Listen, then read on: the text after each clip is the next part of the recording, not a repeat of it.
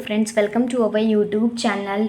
आज की इस वीडियो में हम क्वेश्चन नंबर 18 डिस्कस करेंगे। क्वेश्चन नंबर 1 to 17 मैंने ऑलरेडी डिस्कस कर दिया है। अगर आपने नहीं देखा है तो मेरे चैनल पे जाइए, प्लेलिस्ट बनी हुई है, आप वहां से जा कर के अच्छे से देख सकते हैं। सारे इंपॉर्टेंट क्वेश्चंस मैं आप लोगों को बता रही हूँ। उनमें से एक इम्पॉर्टेंट क्वेश्चन है कि जीपीएस क्या होता है, इसको ब्रीफली डिस्क्राइब करना है। जीपीएस का पहले फुल फॉर्म बता देती हूँ। इसका फुल फॉर्म होता है ग्लोबल पोजीशनिंग सिस्टम। ये क्या होता है? ये एक सैटेलाइट बेस्ड सिस्टम होता है जो कि किसी की भी लोकेशन को ट्रेस कर सकता है, उसकी लोकेशन बता सकता है कहाँ पर वो ऑब्जेक्ट कैसे है, फिर उसको डिफाइन करना है पूरी ब्रीफली। ठीक, मैं आप लोगों को लिखवाती हूँ। ठीक, मेरे साथ ही लिखते चलिएगा तो आप लोगों को ज़्यादा समझ में आएगा। तो ठीक, तो लिख लेते हैं। पहले जीपीएस का फुल फॉर्म लिख लेते हैं। जीपीएस का फुल फॉर्म क्या होता है? Global positioning system.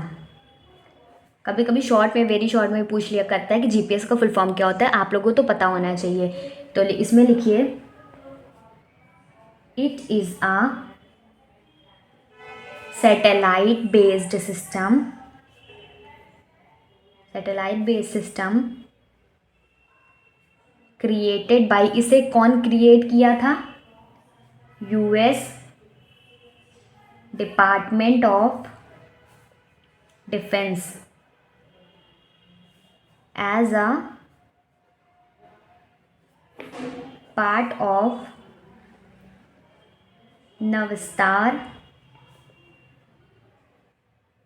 Satellite programme. इसे नवस्टार सैटेलाइट प्रोग्राम के लिए क्रिएट किया गया था। ठीक, इसके 3 सेगमेंट्स होते हैं, स्पेस, कंट्रोल और यूज़र। मैं आप लोगों को एक एक चीज़ बहुत अच्छे से डिफाइन करूँगी। उसके पहले एक और चीज़ लिख लीजिए, एक और पॉइंट लिख लीजिए इसमें। It gives geo location and time information to GPS receiver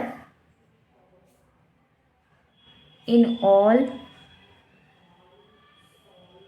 climate conditions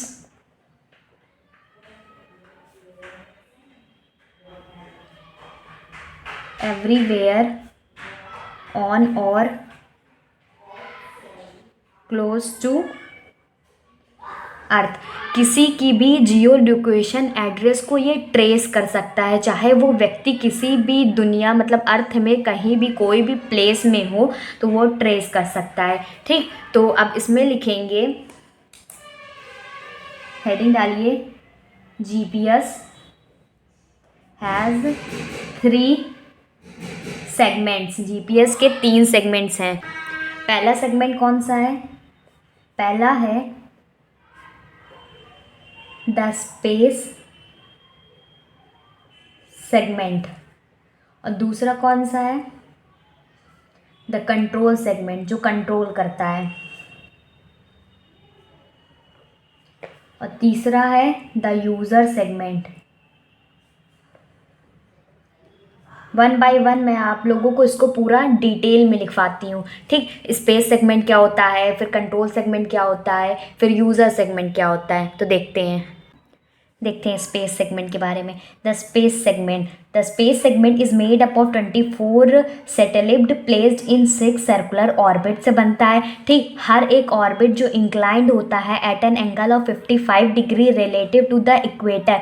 equator के अलॉन्ग जो एंगल होता है वो 55 डिग्री होता है। And they are separated by 60 degree satellite, और सैटेलाइट से 60 डिग्री एंगल पे वो अलग होता है at an altitude of 20,200 kilometre. ठीक, इतना होता है। फिर एज 2016 में there are at least 32 satellite are in GPS constellation.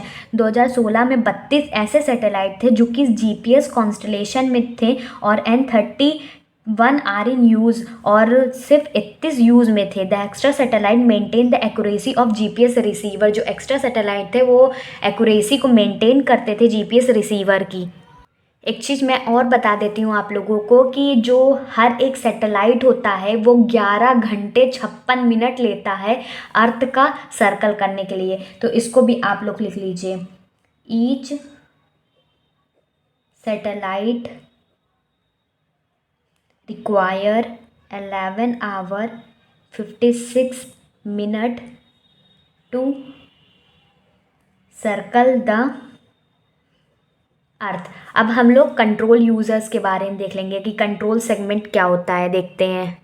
देखिए कंट्रोल सेगमेंट क्या होता है। The control segment handle synchronising satellite atomic clock and adjust ephemeris of every satellite in inner orbital model. It is maintain by US air force.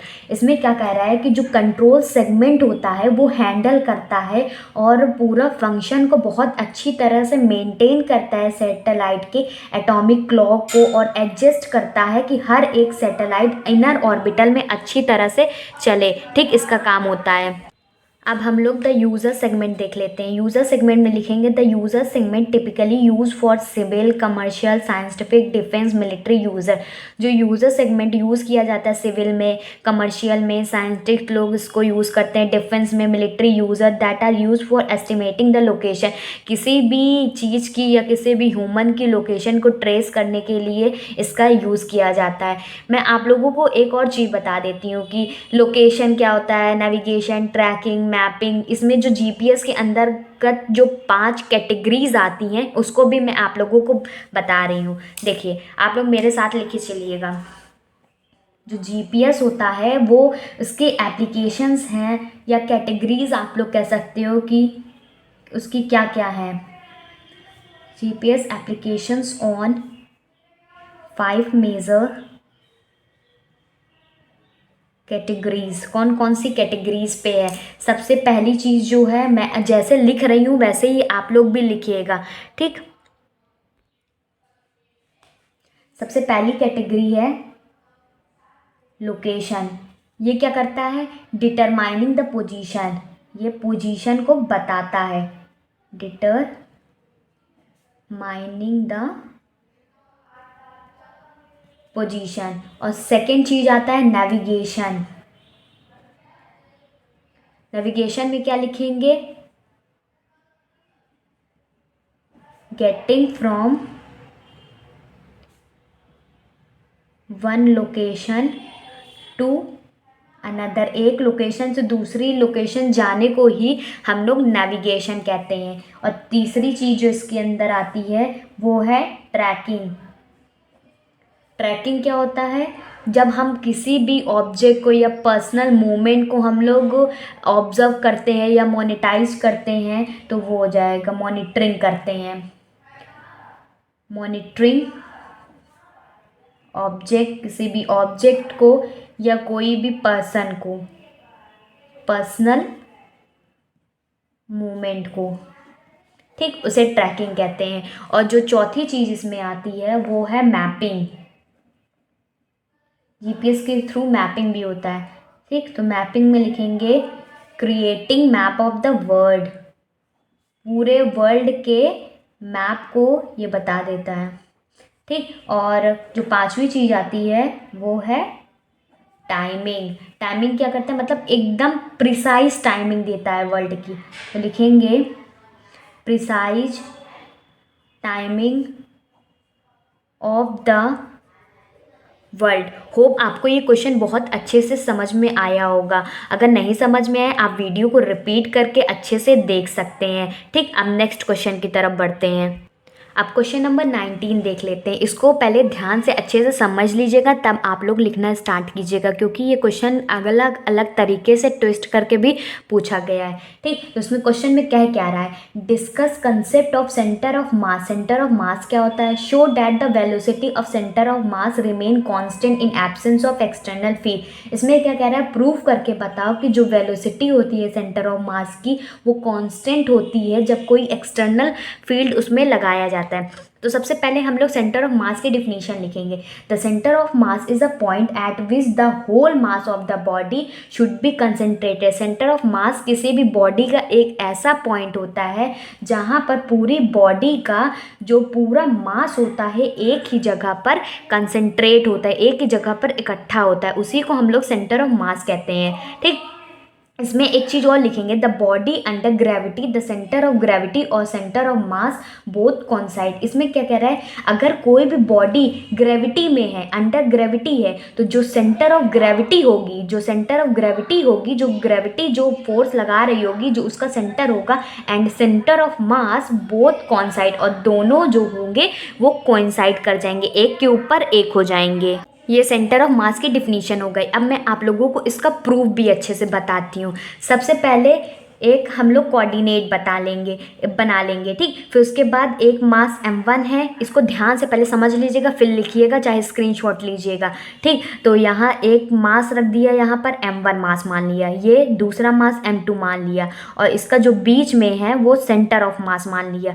यहाँ से यहाँ तक की distance जो O से सेंटर ऑफ मास तक की डिस्टेंस r है, और m1 के मास तक की डिस्टेंस r1 है, और m2 से मास तक की डिस्टेंस r2 है। तो जो हमने कंसीडर किया उसको पहले लिखेंगे। Let us consider a n particle system. एक एन पार्टिकल सिस्टम को कंसीडर किया है, whose mass m1 and m2 n तक है। ठीक, जो उसका मास है m1 से m2 m3 ये mn तक मास गया है, और जिसका पोजीशन वेक्टर जब mn तक मास गया तो उसका पोजीशन वेक्टर भी r1 से rn तक जाएगा।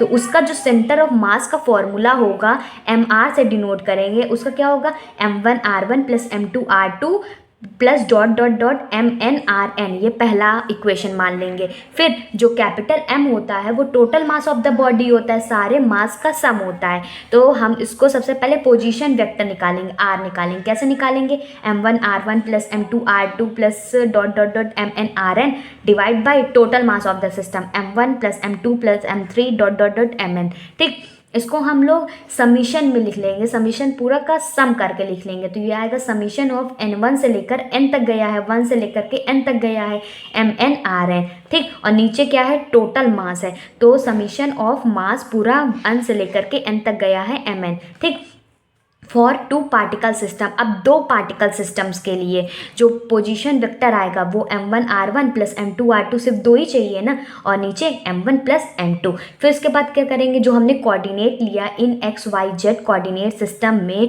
हम जानते हैं जो उसका पोजीशन वेक्टर होता है r is equal to x i cap plus y j cap and z k cap. फिर उसके बाद क्या निकालेंगे, अब हमें इसका x चाहिए होगा, वहाँ पर जहाँ पर सेंटर ऑफ x कोऑर्डिनेट में सेंटर ऑफ मास, फिर y कोऑर्डिनेट में, फिर z कोऑर्डिनेट में।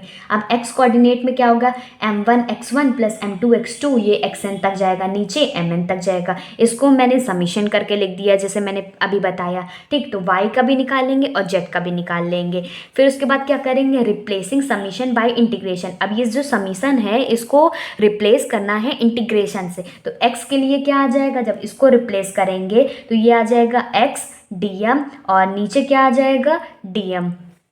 फिर उसके बाद ये x कोऑर्डिनेट के लिए चाहिए था ना, इंटीग्रेशन में इसको कन्वर्ट किया, मास चाहिए हम लोग, इंटीग्रेशन में ही तो करना है, तो d तो लगेगा, dx होता है ना, तो यहाँ पर मास का कर रहे हैं तो इसीलिए यहाँ पर dm आएगा। ठीक, तो ये इसको निकाल लेंगे, तो बाहर जब इंटीग्रेशन से इसको सॉल्व करेंगे तो मास जो हमारा है वो तो कांस्टेंट है, तो 1 बाई कैपिटल M मास बाहर निकाल लेंगे, और x हम लोग को इंटीग्रेट कर देना है। ठीक, इसी तरह y में भी करना है, y वाले को मास बाहर निकाल लेंगे, y को इंटीग्रेट करना है, इसी तरह जेड वाले को करना है। फिर उसके बाद क्या करेंगे, मोशन ऑफ सेंटर ऑफ मास, जो मोशन होगा सेंटर ऑफ मास का, जो इक्वेशन नंबर अभी हमने 1 निकाला था उसको डिफ्रेंशिएट करना है। इक्वेशन नंबर 1 हमने निकाला था ना, mr is equal to m1 r1 plus m2 r2, ये mn rn तक था। इसको हम लोग इंटीग्रेट करेंगे विथ रिस्पेक्ट टू टाइम। जब इसको इंटीग्रेट करेंगे तो मास तो बाहर था, और r को डिफ्रेंशिएट करेंगे dr बाई dt, और इसको सॉल्व करेंगे तो m1 dr1 by dt plus ये पूरा rn तक डिफ्रेंशिएट हो जाएगा। और हम जानते हैं कि जब हम पोजीशन वेक्टर को डिफ्रेंशिएट करते तो वेलोसिटी बनता है, तो dr बाई dt को हम लोग वेलोसिटी लिख सकते हैं। इसी तरह dr1 बाई dt को v1 लिखेंगे। ठीक, और dr2 बाई dt को ये V2 लिखेंगे। फिर उसके बाद क्या निकालेंगे, अब इसकी जगह पर वैल्यू पुट कर देंगे तो ये क्या आएगा, m का एज इट इज, यहाँ पर क्या v आ जाएगा, ये आ जाएगा m1 v1 plus m2 v2 plus mn vn। इसमें देखिए, इसको ध्यान से समझिएगा, अबव इक्वेशन सोर्स मतलब जो ऊपर वाली इक्वेशन बता रही है कि the total linear momentum of the system is equal to mass and velocity. जो पूरा लीनियर मोमेंटम है किसी भी सिस्टम का वो इक्वल है मास और वेलोसिटी के। If no external force is applied, थोड़ी राइटिंग नहीं समझ में आ रही होगी लेकिन जो मैं बोल रही हूँ उसको आप लोग समझिएगा कि if no external force is applied, जब कोई भी एक्सटर्नल फोर्स उस पर अप्लाई ना हो, then that total linear momentum, जो उसका टोटल लीनियर मोमेंटम होगा जो कि summation of m n v n होगा वो कांस्टेंट होगा। जो एम वी होगा वो भी हमारा कांस्टेंट होगा, वेलोसिटी भी हमारा कांस्टेंट होगा। तो हम लोग कह सकते हैं कि जो velocity of centre of mass remain constant in absence of external force। external force, यही तो हमें प्रूव करना बताना था ना कि एक्सटर्नल फोर्स की वजह से जो centre mass of the system हो हमारा कांस्टेंट हो। ठीक, होप आपको ये समझ में आया होगा। अगर आपको एक बार में नहीं समझ में आया तो आप वीडियो को रिपीट करके भी देख सकते हैं। ये क्वेश्चन काफ़ी इंपॉर्टेंट था इसीलिए मैं आप लोगों को सब बता चुकी हूँ। इंपॉर्टेंट क्वेश्चन की सीरीज़ मैंने ऑलरेडी करा दिया हुआ है, अगर आपने नहीं देखा है तो मेरे चैनल पर जाइए, प्ले लिस्ट बनी हुई, आप वहाँ से जा करके सारे इंपॉर्टेंट क्वेश्चन फिर सॉल्यूशंस भी उसके देख सकते हैं। नए हैं तो चैनल को सब्सक्राइब कर लीजिए, वीडियो को लाइक और शेयर कर दीजिए। Goodbye and stay safe.